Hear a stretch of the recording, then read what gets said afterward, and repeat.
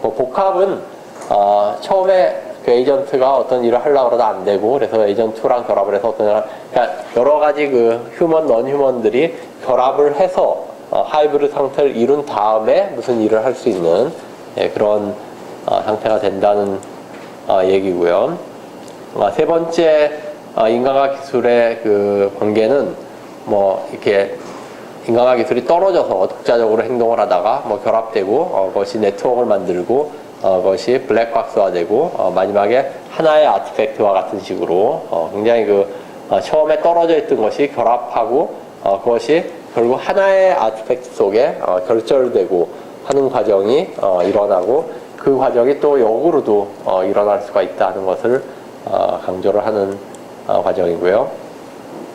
마지막 관계는 상징과 사물의 경계를 교차하는 것, 혹은 직권유임이라고 얘기를 했는데, 이건 이제 라터가 그 예로 든 유명한 그 과속방지턱에 그 예에서 많이 다양한 종류의 기술론을 라터는 이제 비판을 하려고 했는데, 하나는 그 호모 파버, 그러니까 도구적 인간의 개념이죠.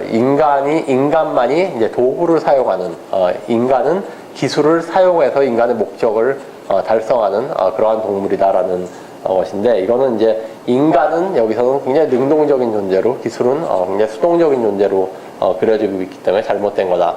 인간이 기술을 사용하는 게 아니라 기술과 인간이 같이 동등하게 서로를 사용한다고 봐야지 맞다 하는 것이 이제 라터의 생각이고요. 두 번째는 이제 사회구성주의자를 비판을 하고요. 사회구성주의자는 이제 기술이 사회에 의해서 만들어진 형성된 것만 강조를 하는데, 그거는 이제 기술과 사회의 관계를 바라보는 굉장히 그 한 가지 편협한 시각이라는 것이고, 기술 결정론도 마찬가지고요.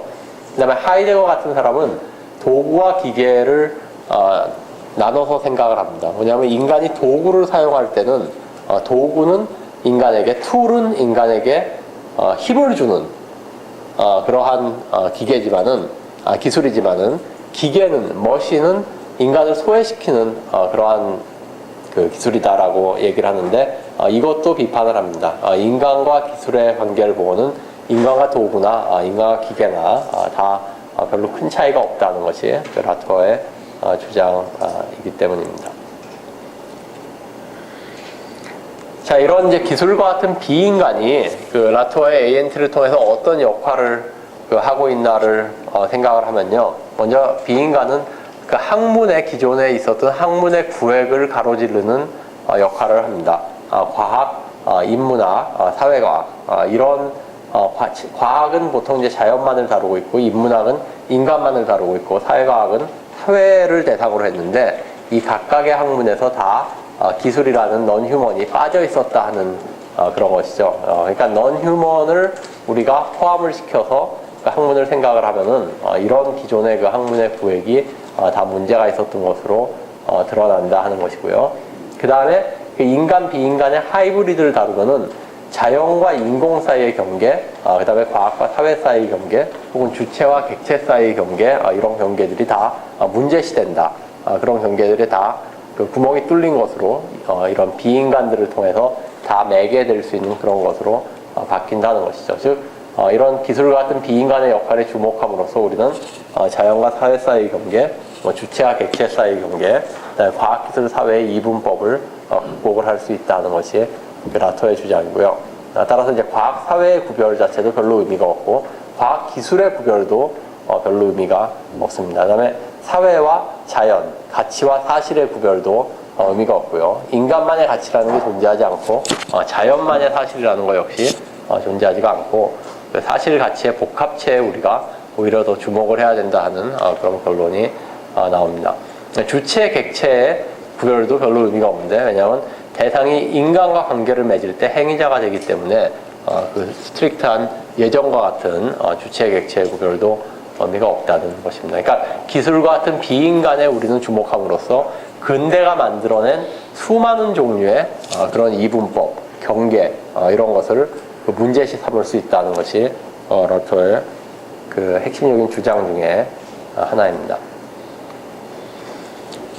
자, 라토의 이런 기술론에 대해서 비판들이 물론 존재를 합니다. 하나는 라토가 이 기술과 같은 비인간의 행위성을 강조를 하는데, 이런 비인간의 목소리, 그런 비인간이 어떻게 행위할 것인가에 대한 그런 그 비인간의 어떤 주체성은 누가 알 수 있는가, 누가 부여를 하는가 하는 것이 하나의 그 큰 비판입니다. 그 다음에 결국 라토가 주체, 객체의 구별을 극복한다고 하지만, 라토가 비인간에게 부여하는 그 행위성 자체도 인간의 행위성으로부터 나온 여러 가지 행위성이다 하는 거죠. 그러니까 비인간이 이렇게 행위한다라고 얘기할 때, 그 이렇게 행위한다라는 것의 그 행위성의 예들이 다 인간의 행위로부터 뽑아낸 그러한 예들이다. 그렇기 때문에 결국은 궁극적으로는 주체, 객체의 구별을 약화한다기보다는 더 강화하는 그런 거, 주체의 그런 인간의 특성을 더 강화하는 그런 거 아니냐 하는 것이고요. 뭐 라토의 이런 논의가 인식론이 아니라 존재론에만 국한돼서 그 예의가 될 때 의미가 있다 하는 그런 비판도 있고요. 그 다음에 비인간에게 그 어떤 행위성을 부여하는 것이 인간의 책임을 면제시키는 그러한 결과를 가져오는 게 아니냐 하는 그런 비판도 있습니다. 이에 대한 라토의 반론으로는 첫 번째와 두 번째 같은 경우는 이런 비인간의 목소리는 자기가 부여하는 게 아니라 그 비인간과 기술과 특성을 교환한 인간 행위자가 부여를 한다 하는 주장이고요. 그 다음에 이 인식론 존재론에 대한 비판에 대한 답으로는 그 인식론과 존재론 자체의 구별이 그게 실제로 그 과학 연구나 엔지니어링을 하는 사람들에게는 그 구별이 없다. 그런 게 발견이 안 된다 하는 비판을 하고, 마지막으로 책임의 문제에 대해서는 비인간이 인간에게 부과하는 강제성을 우리는 이제 인식을 해야 된다. 현대사회에서는. 그거를 인식을 해야만 현대사회의 윤리를 조금 더 현실적인 것으로 만들 수 있다 하는 얘기입니다. 인간은 목적을 가지고 있고, 기술은 그 목적을 위한 수단이다. 인간은 means고 기술은 means다라는 이 구별은 더 이상 우리에게는 의미가 없다 하는 그러한 주장을 합니다. 결국 이러한 논의는 인간과 비인간의 뭐 경계 효물기와 같은 이러한 논의는 인간이 기술과 함께 살아가고 있다 하는 점을 우리한테 다시 상기를 시켜주고 있습니다. 인간은 인간과 함께만 살아가는 것이 아니라, 인간과만 살아가는 것이 아니라, 인간은 다양한 non-human과 다양한 thing들과 함께 이미 살고 있다 하는 것을 우리한테 그 상기를 시켜주고요. 이런 라토의 논의에서 우리가 찾아야 될 어떤 교훈 중에 하나는, 결국은 우리 사회에는 이 기술을 모빌라이즈하는 사람들이 존재한다는 것이죠. 기술을 문제시하고 기술의 이해관계를 끄집어내고 기술을 동원하고 모빌라이즈하고 치환하고 기술을 블랙박스하고 결절화시키는 이런 기능을 하는 그런 소수의 사람들이 있다.